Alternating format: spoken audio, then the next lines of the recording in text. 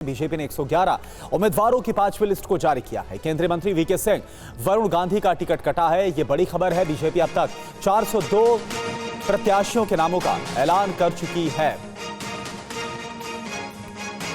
तो आपको बता दें कि बीजेपी की तरफ से 111 प्रत्याशियों की लिस्ट के साथ ये 5वीं लिस्ट है जिसको जारी किया गया है। केंद्रीय मंत्री वीके सिंह जो कि गाजियाबाद से सांसद भी है, उनका टिकट कट गया है। इसके अलावा पीलीभीत से सांसद वरुण गांधी का भी टिकट कट गया है। हालांकि इस बात को लेकर आशंकाएं भी पहले जताई जा रही थी। इस बीच बीजेपी अभी तक कुल मिलाकर अगर बात की जाए 402 प्रत्याशियों के नामों का ऐलान कर चुकी है। अब आप देखिए 111 सीटों पर कौन कौन से अहम नाम निकलकर सामने आ रहे हैं, वो इस वक्त आपको हम दिखा रहे हैं। जो 111 प्रत्याशियों की सूची जारी की गई है, 5वीं लिस्ट है ये। और 5वीं लिस्ट में कंगना रनौत मंडी से, सर्वेश सिंह मुरादाबाद से, अरुण गोविल को मेरठ से उतारा गया है। तो ये वो नाम है। अतुल गर्ग की अगर बात की जाए तो इस बार वीके सिंह की जगह अतुल गर्ग को गाजियाबाद से उतारा गया है। तो ये तमाम जो नाम इस वक्त आप देख पा रहे हैं, दुर्विजय सिंह शाह के जो कि बदायूं से जिनको टिकट मिला है, रामकृपाल यादव पाटलिपुत्र से, आरके सिंह आरा, मिथिलेश तिवारी बक्सर, शिवेश राम सासाराम, पश्चिम चंपारण से संजय जायसवाल, राधा मोहन सिंह को बिहार की सीट से टिकट मिला है। तो ये तमाम जो नाम है 111 5वीं लिस्ट के जो नाम है वो इस वक्त आपके सामने जो कि फ्लैश हो रहे हैं। तो 111 नाम जो कि इस बार उतारे गए हैं 5वीं लिस्ट में। लेकिन बीजेपी की इस नई लिस्ट में आखिर कौन कौन से बड़े चेहरे उनके बारे में भी आप जान लीजिए। तो ये आपके सामने है। सबसे पहले अगर बात की जाए हिमाचल की मंडी सीट की, तो यहां से इस बार कंगना रनौत को टिकट मिला है। बॉलीवुड अभिनेत्री कंगना रनौत इस बार यहां से चुनाव लड़ेंगी। आगे बढ़ते हैं और बात करते हैं बिहार की, जहां पर पूर्वी चंपारण से राधा मोहन सिंह को टिकट मिला है। और वहीं बिहार सारण से राजीव प्रताप रूडी को उम्मीदवार बनाया गया है बीजेपी की तरफ से। और वहीं बेगूसराय की बात की जाए तो गिरिराज सिंह को उम्मीदवार बेगूसराय से बनाया गया है। धर्मेंद्र प्रधान की बात की जाए संबलपुर से, ओडिशा के संबलपुर लोकसभा सीट से चुनाव लड़ते हुए नजर आएंगे। और संबित पात्रा एक बार फिर से पुरी ओडिशा से चुनाव लड़ते हुए नजर आएंगे। वहीं मेनका गांधी सुल्तानपुर उत्तर प्रदेश से उन्हें उम्मीदवार बनाया गया है। और वहीं के सुरेंद्रन की अगर हम बात करें, केरल की वायनाड सीट जहां से इस वक्त राहुल गांधी सांसद है, वहां से के सुरेंद्रन को उम्मीदवार बनाया गया है। और बीजेपी उम्मीदवारों की इस नई लिस्ट में किन किन बड़े नेताओं का पत्ता कट गया है और उनकी जगह किसको टिकट इस बार मिला है, यह भी आप जान लीजिए। यहां पर आप देखिए मिथिलेश तिवारी जिन्हें टिकट मिला है बक्सर बिहार से, लेकिन अश्विनी चौबे बड़ा चेहरा, लेकिन इस बार उनका नाम नहीं है, टिकट कटा है। वीके सिंह बीजेपी के सांसद गाजियाबाद से, लेकिन इस बार उन्हें गाजियाबाद से टिकट नहीं मिला, टिकट कट गया। उनकी जगह अतुल गर्ग को बीजेपी की तरफ से इस बार उम्मीदवार बनाया गया है, उतारा गया है। जितिन प्रसाद जो कि पीलीभीत की सीट से इस बार उम्मीदवार बनाए गए। वरुण गांधी जो पीलीभीत से सांसद है, लेकिन इस बार उन्हें टिकट नहीं मिला है। वरुण गांधी को इस बात को लेकर आशंकाएं जाहिर की जा रही थी। और देखिए एक बड़ा चेहरा, और यहां पर अरुण गोविल जो कि बीजेपी के उम्मीदवार बने इस बार मेरठ से, राजेंद्र अग्रवाल का यहां से टिकट इस बार कट गया है। इसके अलावा सुनील सोरेन का इस बार दुमका झारखंड की जो सीट है वहां से टिकट कट गया है। और किसको मिला है, जो जेएमएम से आई हैं सीता सोरेन, उनको इस बार बीजेपी की तरफ से उम्मीदवार बनाया गया है। तो ये वो खास चेहरे जो कि इस बार चुनावी मैदान में उतारे गए हैं, और किसका टिकट कटा है ये भी हमने आपको बताया। और चलिए अब तो बीजेपी ने लोकसभा चुनाव के लिए 5वीं लिस्ट को जारी कर दिया है। 5वीं लिस्ट में 111 उम्मीदवारों के नाम शामिल हैं। खबर आप देखिए। बीजेपी ने इस बार कई दिग्गज नेताओं की छुट्टी कर दी है। पार्टी ने कई सीटों पर नए चेहरों पर दाव लगाया है। हिमाचल प्रदेश के मंडी से कंगना रनौत को उम्मीदवार बनाया है। नवीन जिंदल को हरियाणा के कुरुक्षेत्र से मैदान में उतारा गया है। केंद्रीय मंत्री धर्मेंद्र प्रधान को ओडिशा के संबलपुर से उम्मीदवार बनाया गया है। गिरिराज सिंह एक बार फिर बेगूसराय से चुनाव लड़ेंगे। पूर्व केंद्रीय मंत्री रविशंकर प्रसाद को एक बार फिर पटना साहिब से उम्मीदवार बनाया गया है। झारखंड के दुमका से बीजेपी ने सीता सोरेन को उम्मीदवार बनाया है। तो बीजेपी की 5वीं लिस्ट में यूपी से 13 उम्मीदवारों के नाम भी हैं। इसमें कई नाम चौंकाने वाले हैं। रामायण सीरियल में भगवान राम का किरदार निभाने वाले अभिनेता अरुण गोविल को यूपी के मेरठ से उम्मीदवार बनाया गया है। पीलीभीत से वरुण गांधी को ड्रॉप करके जितिन प्रसाद को उम्मीदवार बनाया गया है। बीजेपी ने गाजियाबाद से सांसद जनरल वीके सिंह का टिकट काटकर अतुल गर्ग को उम्मीदवार बनाया है। मेनका गांधी को सुल्तानपुर से फिर से टिकट दिया गया है। बदायूं से संघमित्रा मौर्य की जगह दुर्विजय सिंह शाक्य को उम्मीदवार बनाया गया है। कानपुर से सत्यदेव पचौरी की जगह रमेश अवस्थी को टिकट दिया गया है। और वहीं पश्चिम बंगाल की बात की जाए, पश्चिम बंगाल के लिए बीजेपी ने दूसरी लिस्ट को जारी किया। इसमें बीजेपी ने कई नए उम्मीदवारों को टिकट दिया है। संदेशखाली में महिलाओं के आंदोलन का चेहरा रही रेखा पात्रा को बीजेपी ने बशीरहाट से उम्मीदवार बनाया है। कलकत्ता हाईकोर्ट के पूर्व न्यायाधीश अभिजीत गांगुली को तमलुक से उम्मीदवार बनाया गया है। बीजेपी ने दिलीप घोष को वर्धमान दुर्गापुर सीट से उम्मीदवार बनाया है। तृणमूल से बीजेपी में शामिल हुए तापस रॉय को उत्तर कोलकाता से उम्मीदवार बनाया गया है। बैरकपुर से अर्जुन सिंह को उम्मीदवार बनाया गया है। कृष्णनगर सीट से महुआ मोइत्रा के खिलाफ अमृता रॉय को उतारा गया है। वहीं लोकसभा चुनाव से पहले महाराष्ट्र में महाविकास अघाड़ी को बड़ा झटका लगा है। राष्ट्रीय समाज पक्ष के अध्यक्ष महादेव जानकर महायुति में शामिल हो गए। 22 मार्च तक महादेव जानकर महाविकास अघाड़ी के साथ थे और माड़ा लोकसभा सीट के बदले सुप्रिया सुले को बारामती में जीत दिलाने का दावा कर रहे थे, लेकिन रविवार को उन्होंने महाविकास अघाड़ी का साथ छोड़कर एनडीए के साथ हो गए। महादेव जानकर का एमवीए से जाना शरद पवार गुट और महाविकास अघाड़ी के लिए बड़ा झटका माना जा रहा है। महाविकास अघाड़ी महादेव जानकर को टिकट भी देने वाली थी। महादेव जानकर ने 2014 में बीजेपी के समर्थन से बारामती सीट से चुनाव लड़ा था। इसके बाद उन्होंने बीजेपी से दूरी बना ली थी। बीजेपी के राष्ट्रीय अध्यक्ष जेपी नड्डा की पत्नी की कार चोरी हो गई। ड्राइवर की शिकायत पर एफआईआर को दर्ज किया गया है। गाड़ी का ड्राइवर कार सर्विस के लिए लेकर दिल्ली के गोविंदपुरी गया था। कार को सर्विस सेंटर पर खड़ा करके अपने घर खाना खाने गया था। जब वापस आया तो कार गायब थी। बीजेपी अध्यक्ष जेपी नड्डा की पत्नी की कार होने की वजह से दिल्ली पुलिस के हाथ पांव फूल गए। पुलिस ने कार के ड्राइवर की शिकायत पर एफआईआर दर्ज कर ली और पुलिस कार की तलाश कर रही है। पुलिस सर्विस सेंटर के आसपास लगे सीसीटीवी कैमरों को खंगाल रही है। सीसीटीवी कैमरों में कार गुरुग्राम की तरफ जाती हुई दिखी है। बताया जा रहा है कि चोरी की ये घटना 19 मार्च की है। और बात अगर जेएनयू छात्र संघ चुनाव की जाए तो यहां पर लेफ्ट की जीत हुई है। चारों पदों के लिए हुए चुनाव में लेफ्ट ने क्लीन स्वीप किया है। लेफ्ट के धनंजय स्टूडेंट यूनियन के प्रेसिडेंट चुने गए हैं। उन्होंने एबीवीपी के उमेश चंद्र को छात्र संघ के चुनाव में हराया। इसके साथ ही लेफ्ट ने बाकी 3 पोस्ट पर भी जीत हासिल की है। चारों सीटों पर लेफ्ट की जीत के बाद कैंपस में जश्न का माहौल है। छात्र पूरा कैंपस लाल है के नारे लगाते नजर आए। जेएनयू में इस बार 4 साल बाद चुनाव हुए हैं। 22 मार्च को हुए चुनाव में रिकॉर्ड 73% वोटिंग हुई थी। पिछले 12 साल में ये पहली बार था जब इतने वोट पड़े हों। इससे पहले 2019 में 67.9% मतदान हुआ था। अरविंद केजरीवाल की गिरफ्तारी के विरोध में आम आदमी पार्टी का प्रोटेस्ट लगातार जारी है। दिल्ली के अलग अलग इलाकों में आम आदमी पार्टी ने कैंडल मार्च निकाला।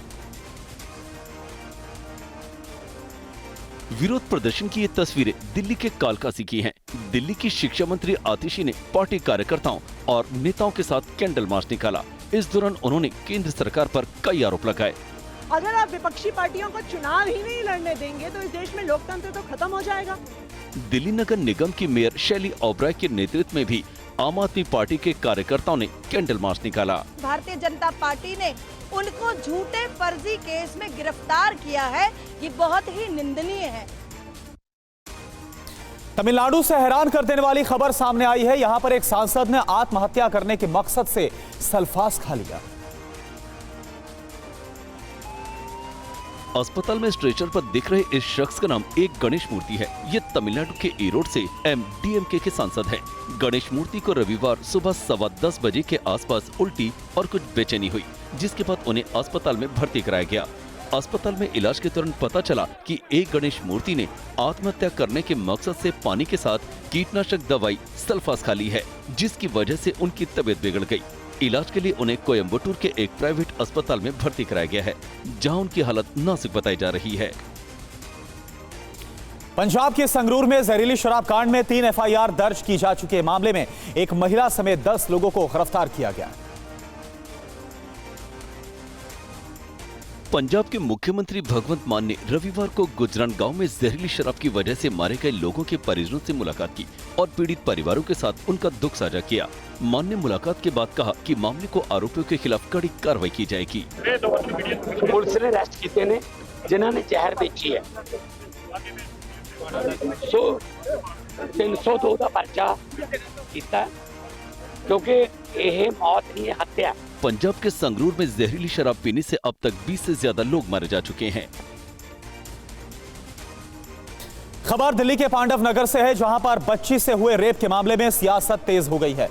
आम आदमी पार्टी ने आज शाम को पांडव नगर थाने के घेराव का ऐलान किया है।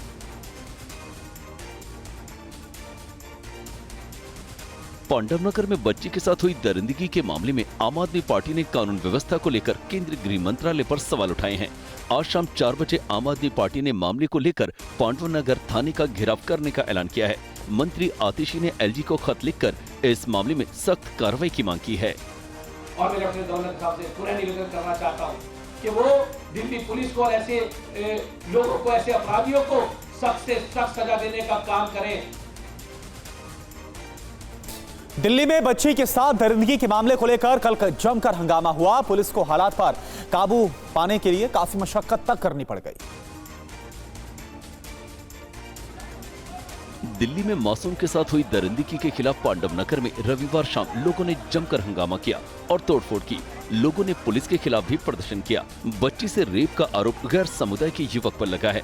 आरोप है बच्ची रोज जहां ट्यूशन पढ़ने जाती थी, वहीं उसके साथ ट्यूशन टीचर के भाई ने वारदात को अंजाम दिया। पुलिस का कहना है कि अस्पताल में भर्ती बच्ची फिलहाल ठीक है। इसमें काफ़ी अफवाहें फैलाई जा रही है कि बच्ची क्रिटिकल है, बच्ची की हालत ख़राब है। ऐसा कुछ नहीं है, बच्ची बिल्कुल नॉर्मल है, आराम से बात कर रही है, उसकी कंडीशन बिल्कुल ठीक है। आइसलैंड के ज्वालामुखी में एक बार फिर से विस्फोट हुआ है। बड़ी खबर, ज्वालामुखी विस्फोट के बाद बहता हुआ नजर आया आग का दरिया। आग का लावा कई किलोमीटर तक खतरा बना हुआ है। तो आपको बता दें, आइसलैंड की तस्वीर एक हफ्ते की बात की जाए, एक बार फिर से यहां पर बड़ा विस्फोट हुआ है, ज्वालामुखी विस्फोट, और इससे कैसे लावा निकलता हुआ नजर आ रहा है। कई किलोमीटर तक ये लावा बहता हुआ नजर आ रहा है और ये बड़ा खतरा एक बड़े इलाके के लिए बन चुका है।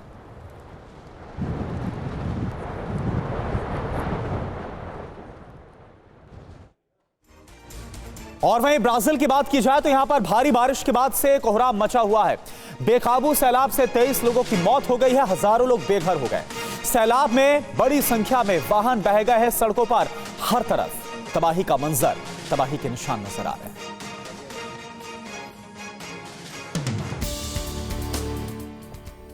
देखिए कैसे ब्राजील का मिमोसो डो सुल शहर बाढ़ से बेहाल नजर आ रहा है। पूरा शहर बाढ़ के पानी में डूबा है।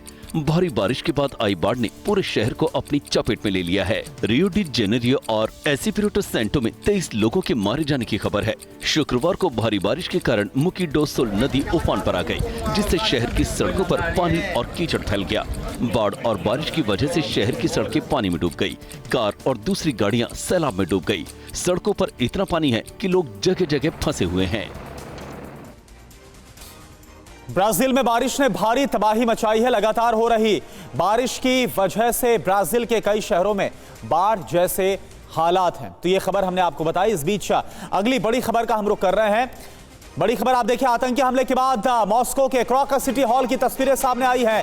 हेलीकॉप्टर से कैप्चर की गई तस्वीरों में हॉल का विभत्स मंजर नजर आ रहा है।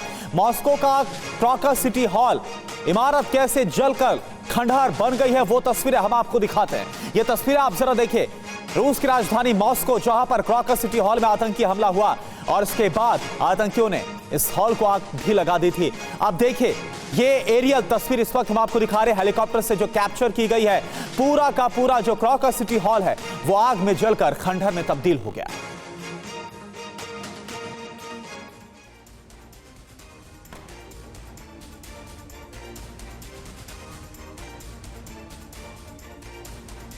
रूस के राष्ट्रपति व्लादिमीर पुतिन ने मॉस्को हमले में मारे गए लोगों को श्रद्धांजलि दी और उनकी याद में मोमबत्तियां जलाई। रूसी विदेश मंत्रालय ने सोशल मीडिया पर यह वीडियो शेयर किया है। वीडियो में व्लादिमीर पुतिन एक चर्च में मोमबत्ती जलाते दिख रहे हैं।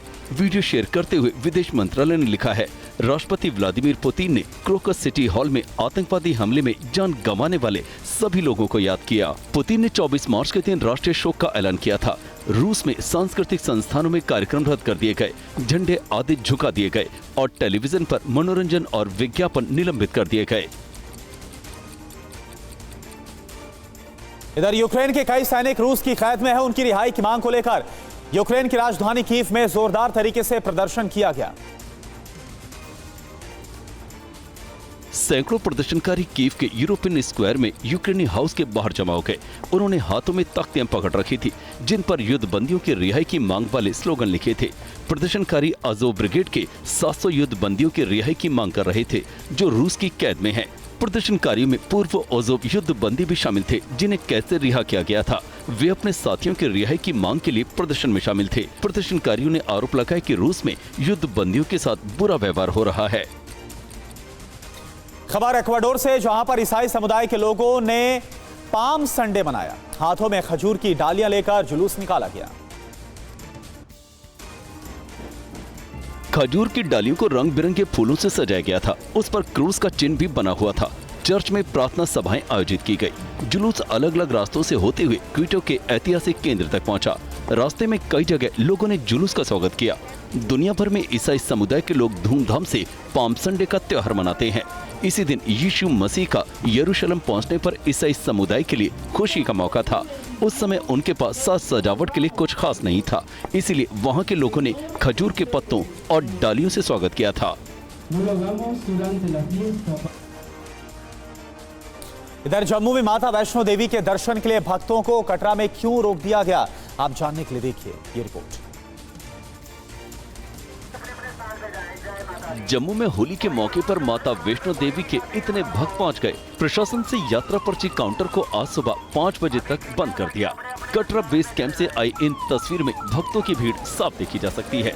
मां वैष्णो देवी के एक दिन 50,000 श्रद्धालु दर्शन कर सकते हैं, लेकिन रविवार को आधे दिन में ही श्रद्धालुओं की संख्या 45,000 पार कर गई। इसी वजह से माता वैष्णो श्राइन देवी बोर्ड प्रशासन ने यात्रा पर्ची काउंटर को 2 घंटे पहले ही बंद कर दिया था। दिल्ली के सीएम अरविंद केजरीवाल की गिरफ्तारी के बाद इंडिया अलायंस ने केंद्र सरकार को घेरने के लिए क्या रणनीति तैयार की है, आप देखिए इस रिपोर्ट में। विपक्षी गठबंधन इंडिया केंद्र सरकार के खिलाफ 31 मार्च को दिल्ली के रामलीला मैदान में रैली का आयोजन करने जा रहा है। गठबंधन के नेता देश को बचाने, तानाशाही खत्म करने के लिए अपनी आवाज को बुलंद करेंगे। आप नेता आतिशी के मुताबिक ये रैली केजरीवाल को नहीं बल्कि लोकतंत्र को बचाने के लिए आयोजित हो रही है। 31 तारीख को रामलीला मैदान में इंडिया गठबंधन की एक महारैली होगी। ये महारैली आम आदमी पार्टी की नहीं, अरविंद केजरीवाल के अरेस्ट की नहीं, ये देश के लोकतंत्र को बचाने के लिए महारैली है। और देखिए बड़ी खबर, आरजेडी अध्यक्ष लालू प्रसाद यादव दिल्ली पहुंचे हैं। राहुल गांधी से यहां पर मुलाकात करेंगे। बिहार में सीट शेयरिंग पर हो सकती है चर्चा। तेजस्वी यादव ने कहा गठबंधन में सब कुछ ठीक है।